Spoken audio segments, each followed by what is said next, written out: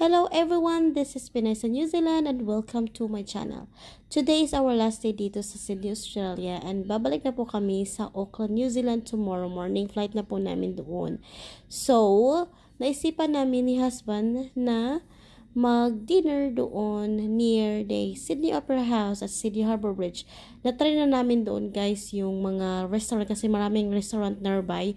So, na-try na namin noong nakaraang araw, which is we're really satisfied kasi masarap naman yung mga food doon. So this time guys, gusto namin i-try sa ibang restaurant. So yan na nga, nag-ready na nga ako guys, naglagay na nga ako ng lipstick at powder sa mukha. Anyway guys, hindi kasi ako marunong maglagay ng makeup at hindi rin ako mahilig mag-makeup kasi feeling ko kapag maglagay ako ng makeup, napaka-uncomfortable. Yun ba? So, ayan.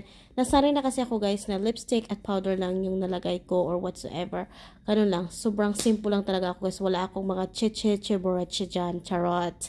So, yun na nga guys. Samahan nyo na ako sa aming last day dito sa Sydney, Australia. Masasabi ko talagang time flies really fast kasi nung Sunday lang kami nakarating dito sa Sydney, Australia and tomorrow Friday is uuwi na kami sa New Zealand. So ayan guys, back to normal of our life and go back to work na naman kami. So anyway, as long as you enjoy every second of your life, every moment, kasi it's all worth it naman siya guys. So wag sayangin, 'di ba? Yun nga sinasabi ng iba na just enjoy every moment, wag mong sayangin kasi hindi mo na maibabalik yung panahon na lumipas. So ayan. So anyway, andito nga kami sa train station. So nag-aantay kami ng train namin. So ayan. Kasi guys, napakamura ng train dito sa Australia. Napakamura talaga siya guys. So, we prefer to have a train than a taxi kasi taxi sobrang mahal guys. Naku po. So, yung train kasi guys is depende sa distance ng kung saan ka pupunta kasi may time nga guys na yung charge lang namin is cents lang. Cents dollar lang siya. So, sobrang mura talaga compared sa taxi. So, yun nga guys, dumating na nga yung train namin papuntang town or papuntang city kasi yung hotel namin na in-stay guys is sa Chinatown. Chinatown kami. So, parang mga 5 minutes or 10 minutes papunta sa city. So, ayan. Okay naman siya guys kasi sobrang mura naman ang train. So, ayun guys, nakatayo nga kami kasi maraming tao. So, which is okay lang naman siya guys kasi secure naman. At ayan, we love it kasi of course, first time namin makasakay ng train. So, ayan. Nag-train lang kami dito sa Sydney, Australia. Bago nga kami pumunta sa city, so dumaan muna kami sa supermarket kasi paubos na yung napi ni Azaria. So need namin ng napi to use today and also tomorrow kasi baka magpupo siya. So, ayun na nga guys. So anyway guys, yung pag-hop out mo ng train or yung bago ka sumakay ng train is dapat yung card namin. Yan yung card namin na ginamit namin guys. So, gustong-gusto ni Azaria yan. Siya yung tap on and tap off. So, yan yung magcha-charge siya doon, guys. So, this is a town hall na area dito sa Sydney, Australia. So, ang Sydney, Australia kasi, guys, is napakalaking city. Napakalaki siya talaga, guys, compared doon sa Auckland, New Zealand. At, look at those buildings. Ang tataas ng buildings, diba? So, talagang maluwag siya. So, yan. Kasi maliit lang yung New Zealand, guys. Maliit lang siya. More on nature kasi ang sa New Zealand. So, if you love nature, then you can go to New Zealand. But if you would like to prefer like city or yung maingay, yung crowded, yung maraming tao, then you can go to here in Sydney or saang bansa yon.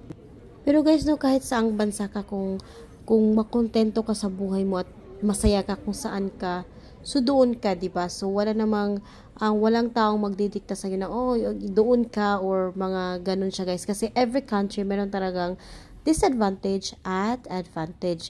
It is a matter of how you feel or how you cope with that and kung masaya ka ba or hindi. Ganun siya guys. So live your life to the fullest, charot. first time ko mag-visit dito sa Australia or visit namin together with Azaria dito sa Australia.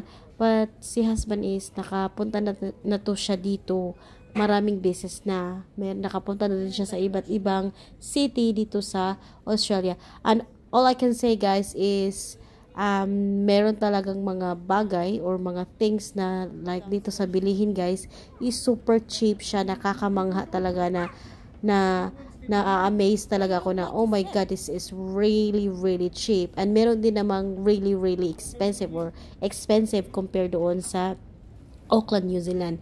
Kasi dito guys is yung mga fruit and other thing is way more cheaper than back home. So I would say like oh my god. And of course guys, meron silang green mangoes dito, yung maasim. Doon kasi sa Auckland, New Zealand guys is wala kaming green mango. So ayan, napakahirap talaga. So kaya nga sabi ko nga kay husband, if I could bring 2 kilos of green mango, then I will, but it's not allowed kasi guys, that's prohibited. Yung mga seeds or yung mga fruits and etc. guys. So ito na nga guys, nahanap na nga namin yung napi ni Azaria. So nag-iisip nga kami na gusto namin yung maliit na packet lang siya para naman hindi siya para magkasya siya sa aming bag. So walang napakaliit na napis guys. So ito na lang yung kinuha namin, which is 32 pieces. So ayan. Pagkatapos nga namin bumili ng napi ni Azaria, sumakay ulit kami ng train papuntang city. So, ayun na nga guys, dumating na nga kami kasi malapit lang naman siya guys. Nasa mga 5 minutes lang yun from town hall to other city. So, ito yung center na city dito sa Sydney, Australia. So, ayan guys, ang ganda ng view. Mas lalo siyang gumanda kasi yung mga lights lalo na kapag gabi guys, ang ganda niya tignan kasi yung lights sa iba't ibang sa mga buildings. Ayan. So yun na nga guys, as usual guys, gustong-gusto talaga ni Azaria siya yung mag-tap off or tag on doon sa card namin sa train. So kung gusto niyo bumisita dito sa Sydney, Australia, at kung gusto niyo makatipid sa mga pamasahe, train na lang kayo guys. Easy lang naman siya. Lagyan mo lang yung card mo, yung laman. So, mag-transfer ka lang doon. So, ayan. So, ito na nga kami guys. Andito na nga kami sa Extra City. As you can see, nakikita mo yung buong paligid na napakaganda guys. Napakaganda talaga siya kasi nakikita mo yung Sydney Harbour Bridge at yung Sydney Opera House. So, ayan. Extra City nga ang pangalan ng restaurant na kinainan namin guys. Kasi yung last time na lunchtime namin at breakfast is Rossini ang pangalan ng restaurant. Sa tapat lang yun siya ng Wharf 4, tapos itong Extra City is nasa Wharf 5 siya guys. So magkalapit na lang talaga sila. So anyway guys, itong Extra City is nakatry na si husband na kumain dito kasama yung boss niya nung nagtrabaho siya sa stadium. So ayan. So gusto niyang ipatry kami kasi masarap din yung food. So ito yung mga food nila guys. So umorder na nga kami. Yung order ko guys is Atlantic salmon siya na meron siyang mga vegetables and mashed potatoes and whatsoever. And then yung drink ko guys, in order ko is yung iced chocolate. And kay Azaria, ang in order namin sa kanya is strawberry kasi yan yung pinili niya guys. Gusto niyang ng strawberry. At kay husband naman is Heineken. So ayan, gusto niya ng alcoholic. So ayan guys. So ito na nga guys, ito yung order ko na iced chocolate. Tapos kay husband is yung Heineken na beer, para siyang beer. Anyway, hindi kasi ako minom ng mga alcoholic drink.